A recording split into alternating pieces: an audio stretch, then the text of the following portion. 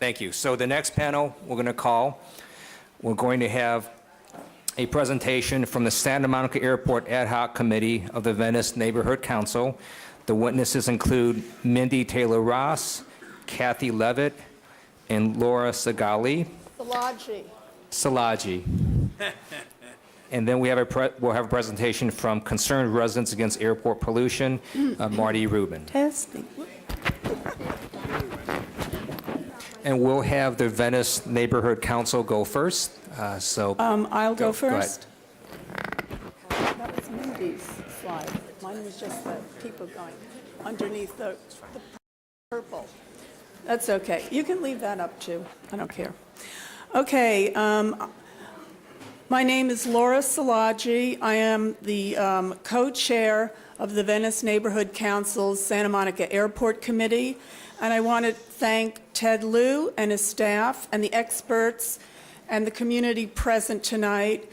And I want to thank Bill Rosendahl who knows the impacts of the airport firsthand and was forced to move because of it. I also want to say that the experts' presentation was very heartbreaking, both figuratively and literally. The mere fact that we have such a committee and others in surrounding neighborhoods speaks volumes to the fact that we have problems with this airport being here. I've lived in Venice since 1973. My son went to local schools, including Westminster Elementary School and Venice High School, both in the flight pattern used by Santa Monica Airport. During some summers, he went to day camp at Penmar Recreation Center, across the street from the golf course in Venice, which is used by SMO as part of their takeoff route, and on which a pilot crashed and died on July 2, 2010. I took tennis lessons at Penmar Park. Since planes take off every 2 or 3 minutes from SMO and fly over the golf course, my instruction was mostly in pantomime. Pollution caused by the aircraft is a very dangerous health issue for our community and for the communities near the Santa Monica Airport. And noise pollution is the most obvious pollutant. Pollution affects our daily lives. Many of us are prisoners in our homes because of the Fly Neighborly program of Santa Monica Airport, which shunts planes over Venice and Mar Vista, moving the majority of noise and pollution impacts out of Santa Monica to its poorer neighbors. We are not able to enjoy our yards due to plane noise and toxicity. We are happy on overcast days when there are fewer planes. As an artist, I work at home, as do many of the people in Venice and other areas. We hear a constant roar and drone of planes that fly above us, carrying pollution. Our committee is working hard to examine and publicize the problems caused by Santa Monica Airport. We helped organize a peace and quiet vigil during the time Santa Monica Airport runway was closed for resurfacing. We organized a rally on Earth Day this year to publicize the presence of lead in the prop plane fuel. There's no safe level of lead, and it is cumulative.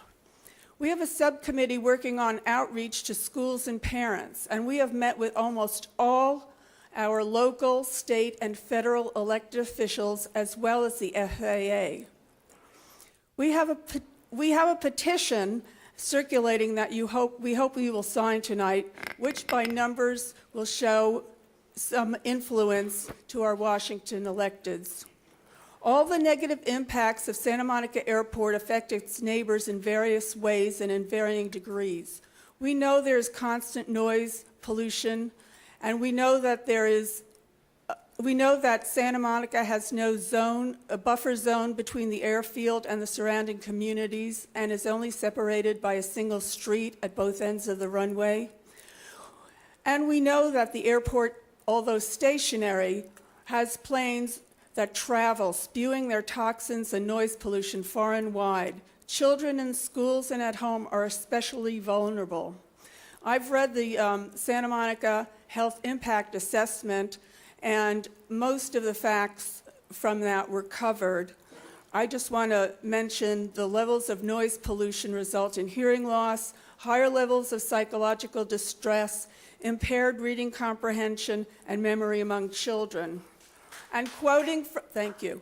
And quoting from the assessment, I want to say that it is evident from the wealth of existing research that exposure to noise and parenthesis, other pollutants near the airport has significant deleterious effects on physical and mental health, particularly for the vulnerable populations such as children and, I add, the elderly.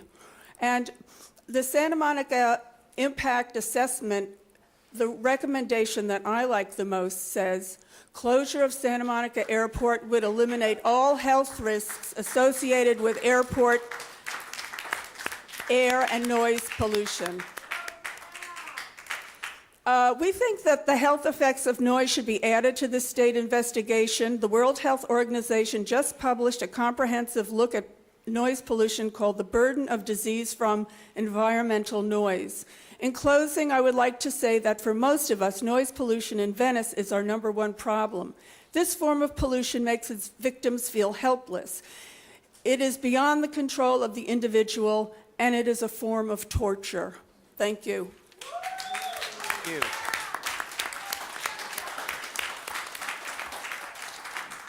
Thank you. And we'll have our next witness. Hi, I'm Mindy Taylor Ross, a 40-year resident of Venice and a founding member of the Venice Community Coalition. I'm a prior officer of the Venice Neighborhood Council and a member of the Venice Neighborhood Council Santa Monica Airport Ad Hoc Committee.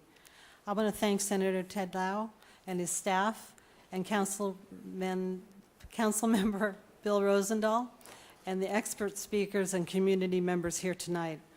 The negative impacts to the communities of Venice, Mar Vista, and West Los Angeles immediately surrounding the Santa Monica Airport, hereafter referred to as SMO, have increased over the years due to increased flight school operations and the introduction of high-powered jets in the early to mid-2000s. Although Santa Monica Airport has been at its present location since 1917 and is the oldest continuously operated airport in Los Angeles County, a community has grown up around SMO, and the airport is unable or unwilling to mitigate the damages to the community's health from operations at SMO.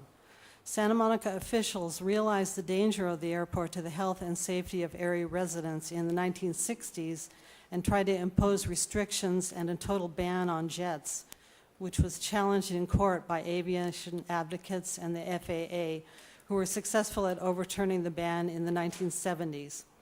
In 1981, the Santa Monica City Council voted to close SMO, quote, when legally possible, unquote. This resulted in a lawsuit by the FAA, which agreed in 1984 to continue operations with only noise mitigation. During this time period, Venice was a depressed community with little resources to defend itself. The damages due to the proximity of SMO to the immediate community include, but are not limited to, ultrafine particulates that get lodged deep in human lungs that are 600% above area background levels at SMO. SMO lead concentrations are higher than area background levels, and SMO noise levels are above federal aviation airport limits. Los Angeles Unified School District, which serves over 700,000 students throughout LA, found cancer risks 26 times greater in proximity to SMO. In consideration of the Federal Clean Air Act, emissions associated with airport operations were clearly found to exceed the acceptable risk criterion of 1 in a million. The FAA tested a new SMO departure direction for 6 months in December 2009. This heading flew 10 small prop planes a day north over Santa Monica, quote, a tiny fraction of the total flights per day that SMO allows to fly over Venice, Mar Vista, and West Los Angeles. Santa Monica officials were inundated with more than 41,000 noise complaints in this time period from Santa Monica residents. This reflects This reflects a lack of fairness and equality to adjacent communities because Santa Monica benefits in many ways from the airport, including income from flight schools, jets, and taxes. However, Santa Monica will not accept any negative impacts of their airport, including flying over their own city. They actually direct pilots to turn south over Venice and circle around through Mar Vista and West Los Angeles, avoiding Santa Monica entirely.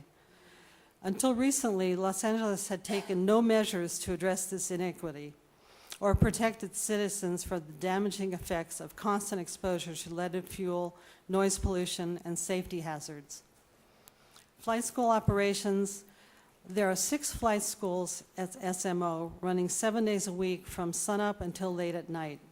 Flight school student pilots take off from SMO and circle around to the south of the airport and then head east, returning to the airport to land and then take off again.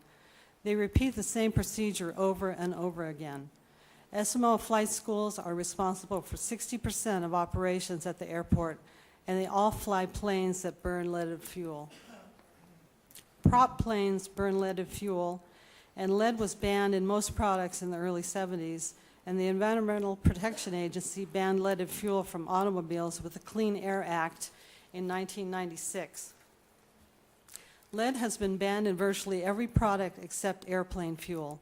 Lead is a known carcinogen and affects the health of our most vulnerable citizens, growing children, the elderly, and disabled. Sunlight can increase fine particulates in air exhaust by 40 to 60%. Photochemical reactions between sunlight and airplane engine exhaust emissions create an increased number of ultrafine particulates, which are associated with deleterious effects on human health and can result in asthma in children and lung cancer in adults. Jet planes began using SMO in the 1960s, and Santa Monica tried to ban them in the 70s. That effort was met with a lawsuit from the FAA, which Santa Monica lost, enabling the FAA to expand jet flights out of SMO with only an agreement to mitigate noise. Pollution. Particulates and carbon emissions from prop planes and jets idling on runways pollute West Los Angeles, Mar Vista, Palms, and Venice, as well as the surrounding region. The Fly Neighborly program is a fairness issue. The SMO recommended visual flight rules, quote unquote, procedures for single-engine aircraft departing runway 21 are as follows. Quote, departures to the south are highly recommended to turn left at Lincoln Boulevard, 1 mile west of SMO, at or above 800 feet mean sea level, and continue their climb to 1,400 feet mean sea level. This so-called Fly Neighborly program basically directs SMO's departures to the west over Venice, and thus avoids disturbing Santa Monica residents. I ask you, how is this neighborly? Thank you. Thank you.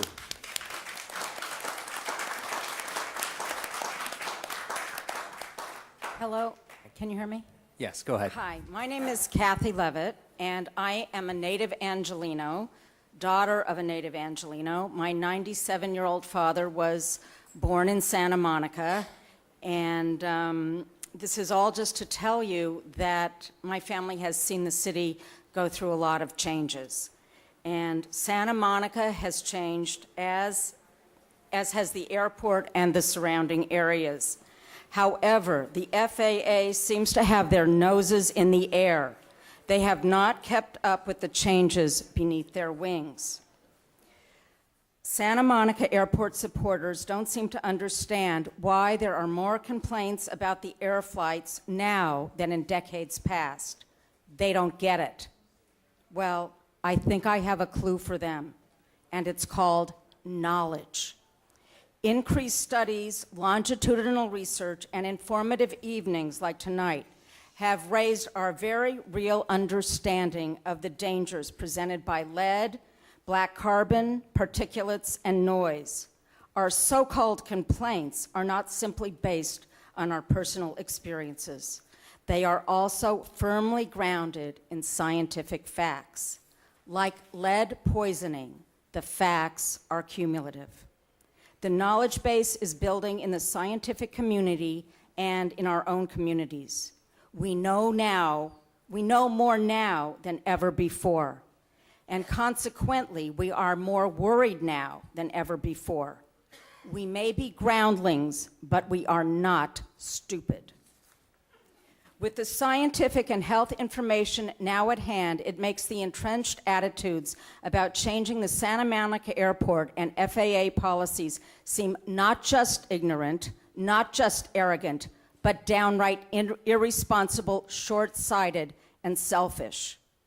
If you care about the situation and you want to change it, please encourage our public representatives like Ted Lieu, Bill Rosendahl, and Henry Waxman to fight this issue for all of us. Write to the FAA and let them know about your concerns. Ask them why they aren't responding to the overwhelming evidence from these reports and from the EPA. Please sign the petition about changing the airport. Either we have the petitions here or go to the website bad-air.org, and there is a red button waiting for you. We hope that you will share the information that you learned tonight with your friends and neighbors. Thank you. Thank you.